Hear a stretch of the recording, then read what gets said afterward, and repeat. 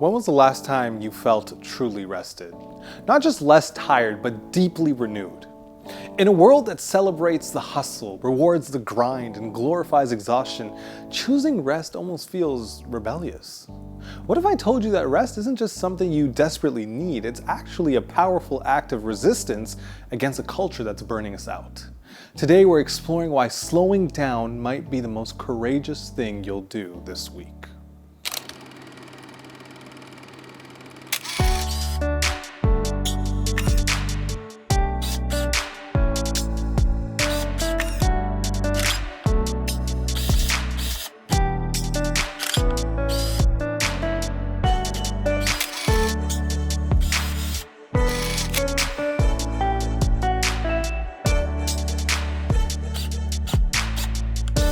I'll sleep when I'm dead. It's a phrase that we toss around casually, isn't it? We wear our exhaustion like a badge of honor. We brag about pulling all-nighters, working weekends, and answering emails at midnight. In fact, being busy has become such a status symbol that whenever someone asks, "Hey, how are you?"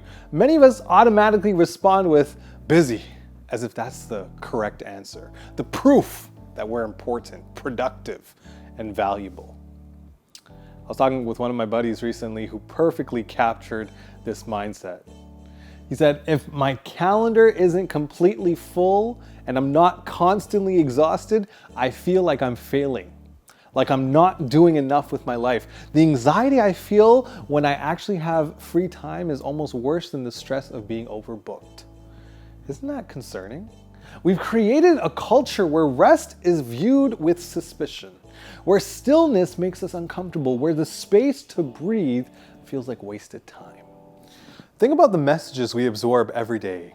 Social media feeds filled with rise and grind, motivational posts, influencers showing off their 5 a.m. routines while building six-figure businesses, productivity podcasts promising to squeeze more into every minute, books on how to hack your sleep so we need less of it. The result? We're more burnt out, anxious, and overwhelmed than before. The statistics are quite concerning. A recent poll found that 76% of workers experience burnout at least sometimes, with 28% saying they feel it very often or always. Another study found that North Americans work more hours than people in almost any other industrialized nation, yet our productivity and sense of fulfillment are declining. Many described living in a constant state of anxiety, always feeling behind, always feeling that they should be doing more. And here's what's particularly heartbreaking about this. When we do finally collapse from exhaustion, we often feel guilty about it. We apologize for taking breaks. We feel the need to justify rest. I've been working so hard, I deserve a nap. As if rest is something we have to earn rather than something we fundamentally need. Even in our faith communities, we sometimes misinterpreted what it means to serve God faithfully. We've equated busyness with godliness. We filled church calendars with endless activities and created the impression that spiritual maturity is measured by how many ministries you're involved in. We've taken Jesus' compassionate acts of service and turned them into an exhausting checklist of religious performance. In the process, we've forgotten something essential. God himself rested. The creator of the universe, who presumably didn't need to rest, chose to anyways and then called it holy. That's a profound statement about the value of rest. It's not just permitted, it's sacred. And yet rest feels increasingly elusive, doesn't it? Even when our bodies are still, our minds race. We lie awake at night, scrolling through phones, planning tomorrow's tasks, worrying about what we didn't accomplish today. We take vacations but stay tethered to work through our devices. We sit in church but mentally review our to-do lists. This isn't just a scheduling problem. It's a spiritual crisis. It's affecting our health, our relationships, our creativity, and our souls. When we never stop, we lose our ability to hear the quieter voices in our lives, including often the voice of God. One of my mentors puts it this way: constant busyness is not just exhausting, it's a form of violence against the soul. It's like trying to hear a whisper in a hurricane. What if rest isn't a luxury or even a necessity? What if it's actually a form of resistance against a culture that reduces us to what we produce? What if choosing to rest is a way of declaring that your value doesn't come from your output, but from something far more fundamental, your humanity, created by the image of God? Today, we're exploring this countercultural idea of rest, not as something we squeeze in when everything else is done, because let's be honest, everything else is never done, but as an essential practice for mental health, spiritual growth, and human flourishing. We're going to look at what Jesus had to say about rest, why it matters for our mental well-being, and how we can reclaim it in practical ways. Don't go anywhere. We'll be right back.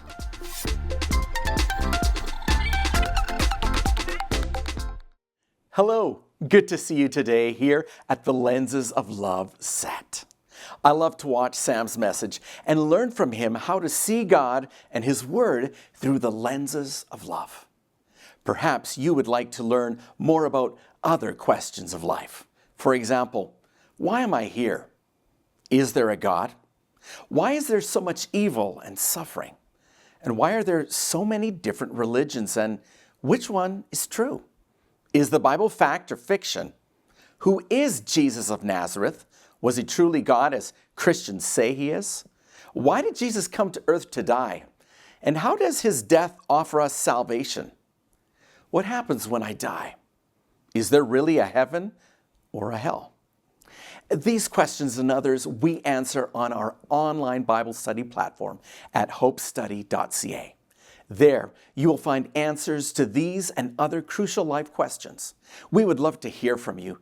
Please email us at hopestudy@hopetv.ca.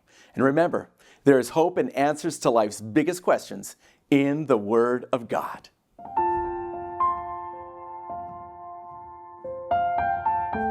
In the Gospel of Matthew, chapter 11, verses 28 to 30, Jesus offers one of the most beautiful invitations in all of Scripture.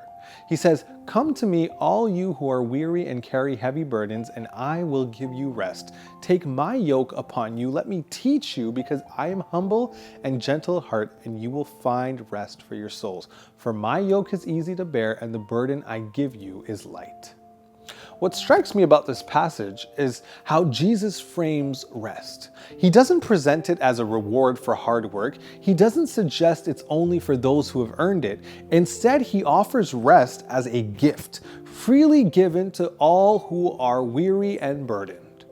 And notice who Jesus is speaking to here. Not the well-rested and carefree, but those who are exhausted, those who are carrying heavy loads. This invitation is specifically for people who are struggling, people who feel overwhelmed by life's demands, by religious obligations, by their own expectations, or those placed on them by others. That's significant because it tells us something important. Jesus sees our exhaustion. He recognizes our burnout. And far from scolding us for it or pushing us to work harder, He offers an alternative. But what exactly is Jesus offering when He says, "I will give you rest"? What does that mean? The Greek word translated as rest here carries connotations not just of physical rest, but of refreshment, rejuvenation, and relief. It's not about taking a nap, though naps are wonderful. It's about a deeper kind of restoration that touches every part of who we are. Throughout Scripture, we see that rest is valued not just as a break from work, but as a holy time for restoration, relationship, and reorientation. Rest reminds us that we are more than what we produce. It creates space to enjoy being rather than always doing. It invites us to delight in God, creation, and community without agenda or accomplishment. Spiritual writers throughout history have noted the importance of rest for mental and spiritual health. As one theologian puts it, many who make a profession of faith are so engrossed with business that they have no time for meditation and prayer, and they have no time for reflection. They give no earnest thought to the deeper things. All need periods of rest, of freedom from taxing labor. This holistic understanding of rest as essential to well-being was countercultural in ancient times and remains revolutionary in ours. But Jesus takes his invitation even further. After offering rest, he says something that might seem contradictory at first. He says, "Take my yoke upon you." A yoke was a wooden frame that connected two animals so that they could pull a load together. It was a symbol of work, not rest. So why would Jesus, right after promising rest, talk about taking on a yoke? Because he's not offering idleness. He's offering a different way of living. The contrast between working and not working, it's between two kinds of burdens. The crushing weight of whatever is currently exhausting us versus the easy yoke and light burden that Jesus offers instead. In Jesus' time, religious leaders had turned faith into an exhausting list of requirements. They had added hundreds of rules to the law of Moses, creating a system so complex and demanding that it crushed people's spirits rather than lifting them up. Jesus criticized these leaders, saying they tie up heavy, cumbersome loads and put them on people's shoulders. Does that sound familiar? We may not have the same religious rules today, but we've created our own impossibly high standards. We're expected to build successful careers while maintaining perfect homes, raising exceptional children while staying physically fit, cultivating vibrant social lives while keeping up with current events, developing side hustles and documenting it all beautifully on social media. It's exhausting just to think about it. Jesus offers an alternative. "Learn from me, for I am humble and gentle at heart," he says. His way isn't characterized by striving and strain, but by humility and gentleness. When Jesus says his yoke is easy, the Greek word can be also translated as kind or good or useful. It's not about the yoke being simple or requiring no effort. It's about the yoke being well designed, fitting properly, not causing unnecessary pain. A well-fitted yoke distributed weight in a way that made work more manageable. It reduced strain rather than adding to it. That's what Jesus offers. Not the absence of responsibility, but a way of carrying our responsibilities that doesn't crush us. Not freedom from all burdens, but freedom from unnecessary ones. Not a life without purpose or work, but a life where our work flows from our identity rather than defining it. And the result? You will find rest for your souls, the Bible says. This soul rest is what so many of us are missing today. We might occasionally give our bodies a break, but our minds and our hearts remain restless. We're constantly worried, constantly planning, constantly comparing ourselves to others. We're physically present, but mentally absent with the people we love. We're spiritually hungry, but too busy to feast on God's presence. A therapist who specializes in burnouts shared something really profound with me. She said, "Most of my clients don't just need permission to rest their bodies. They need permission to rest their sense of responsibility for everything and everyone. They need to know that the world won't fall apart if they step back. They need to trust that they are valued for who they are, not just what they accomplish." This gets at something essential about rest in our achievement-oriented culture. It's not just a physical act, but a mental and spiritual one. It requires us to challenge some of the most deeply held beliefs about worth, productivity, and success. When we choose rest, we're making a statement. We're saying, I am not defined by what I produce. My value doesn't come from my output. I am more than my work. In a world that constantly tells us otherwise, that's a radical act of resistance. Think about how we talk about people in our society. We ask children, what do you want to be when you grow up? As if their occupation will define their being. We ask adults, what do you do? As if their job is the most important thing about them. We praise people for being hard workers and look down on those we perceive as lazy. Our obsession with productivity has accelerated in the digital age as well. I mean, technology has promised to make our lives easier, to save us time. Instead, it's erased the boundaries between work and home, creation and consumption, connection and distraction. We're always accessible, always on, always able to do just one more task. The result is a mental health crisis. Anxiety, depression, and burnout have reached epidemic levels. We're seeing concerning rises in stress-related physical ailments from cardiovascular disease to autoimmune disorders. We're experiencing decreases in sleep quality, relationship satisfaction, and overall happiness. Research has shown that chronic stress and insufficient rest affect every system in our bodies. They impair cognitive function, weaken immune response, disrupt hormonal balance, and even alter gene expression. Our brains literally cannot function properly without adequate downtime. Our creativity, problem-solving abilities, and emotional regulation all suffer when we don't rest. This isn't how we were designed to live.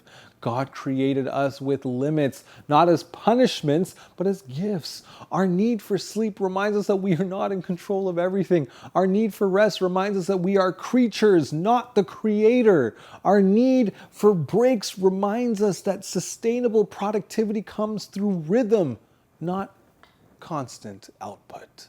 Stay with us, we'll be right back.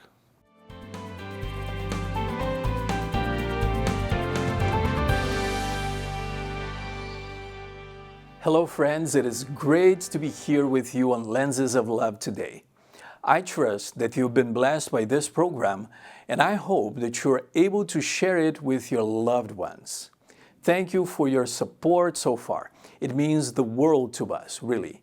And if you want to help us, if you haven't already partnered with us as an agent of hope, I briefly wanted to share with you how to do so. Above all, we desire your prayers. Please remember those who are involved with Hope Channel Canada and the production of its programs, as well as the different initiatives that we'll be launching throughout the country. I also ask your prayers for the hearts of people all across Canada, that they will be open to learning that in Jesus there is more to life. Anytime you have to spare in order to volunteer with one of our projects will be greatly appreciated.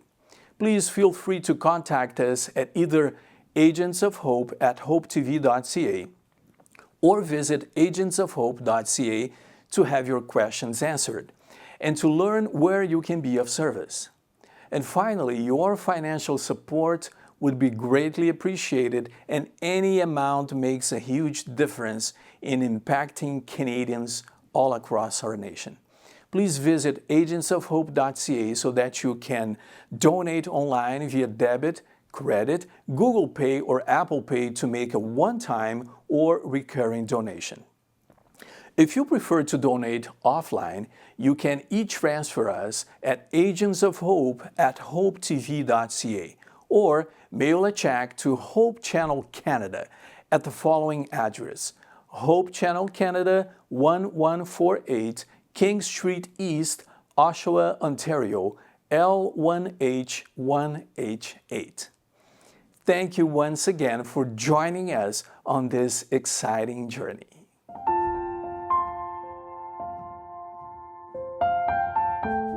God modeled this rhythm in creation. Genesis tells us that God worked and then he rested, not because he was tired, but to establish a pattern for human flourishing. Jesus affirmed this when he said the Sabbath was made for man and not man for the Sabbath, emphasizing that rest isn't just religious obligation, but a gift designed for our well-being. The rhythm of rest and work is a principle that transcends specific religious traditions. It speaks to something fundamental about how we're designed as human beings. We function best when we honor the need for both productivity and pause, effort and ease, creation and restoration. Many faith communities recognize this wisdom in different ways. Some practice a weekly day of rest. Others emphasize daily prayer breaks or seasonal retreats. The common thread is acknowledging that constant activity without intentional rest damages something essential about our humanity. A young adult shared something that broke my heart the other day. He said, growing up, I was taught that rest was essentially selfish. Something you only earned after you'd checked every box on your to-do list. It wasn't until I had a complete breakdown in college that I realized rest wasn't optional. It was essential. It wasn't until I started taking my mental health seriously that I realized rest wasn't something I needed to earn. It was something I needed to live. His experience points us to something important. When rest becomes another requirement, another thing we have to get right, it stops being rest at all. True rest has an element of freedom to it. It's not a one-size-fits-all, because what restores one person might exhaust another. For some, rest might look like a hike in nature. For others, it might be reading a good book, playing with children, creating art, or sharing a meal with friends. The common element isn't the specific activity, but the intention behind it. Stepping away from production and achievement to simply be present, to delight, to connect, to worship. This is what makes rest truly revolutionary in our culture. It's not just about physical recovery so that we can be more productive later. It's about remembering who we are, a part of what we produce. It's about creating space to hear God's voice. It's about cultivating the kinds of connection and experiences that give life meaning. A college student shared how this shift in perspective transformed his relationship with rest. He said, "I used to see rest as wasted time. Now I see it as invested time, invested in my mental health, my relationships, my creativity, and my connection with God. When I rest well, everything else in my life works better." That's the paradox of rest. What looks like doing nothing is actually doing something vital. It's like the empty space in a beautiful piece of art, not a waste or an absence, but an essential element that gives meaning and balance to the whole. Research confirms this paradox. Studies have shown that regular periods of rest, both short breaks throughout the day or longer sabbaticals, actually increase productivity, creativity, and job satisfaction. People who take regular vacations live longer and have lower rates of heart disease. Employees who disconnect from work in their off hours report higher levels of engagement when they return. Even brief mindfulness practices, moments of purposeful presence and awareness, have been shown to reduce stress hormones, lower blood pressure, and improve focus. Just a few minutes of true rest can reset our nervous systems from fight or flight to rest and digest. But the benefits of rest go far beyond physical health or improved productivity. Rest creates space for the deeper work of reflection, connection, and meaning making that our souls desperately need. This brings us back to Jesus' invitation in Matthew. When he says, "Come to me and I will give you rest," he's offering not just relief from exhaustion, but restoration of perspective. He's inviting us to see ourselves and our lives through his eyes rather than through the distorted lens of our achievement-obsessed culture. Jesus modeled this balanced approach to work and rest throughout his ministry. He worked, healing, teaching, and serving, but he also regularly withdrew to quiet places to pray. He attended the urgent needs, but also protected time for reflection and spiritual connection. He didn't heal every sick person he encountered or personally disciple every potential followers. He accepted the limits of human existence not as failures, but as opportunities to trust God's sufficiency. The invitation to rest isn't just about adding more naps to your week, though that might be a good place to start. It's about an invitation to a completely different way of being in this world, a way that values presence over productivity, connection over accomplishment, and being over doing. This kind of rest requires courage. It means swimming against the current of a culture that equates busyness with importance and productivity with worth. It means disappointing some people, letting go of certain opportunities, and confronting the uncomfortable question of who you are when you are not achieving. Radical rest reveals remarkable renewal. Purposeful pauses produce powerful perspective. Soulful stillness sparks spiritual strength. Rest, when embraced as a practice rather than just an occasional collapse from exhaustion, becomes a powerful statement about what we truly value and trust. It says, "I am not the center of the universe. The world will continue without my constant attention. My worth is not determined by my output." Perhaps the most profound rest is an act of trust.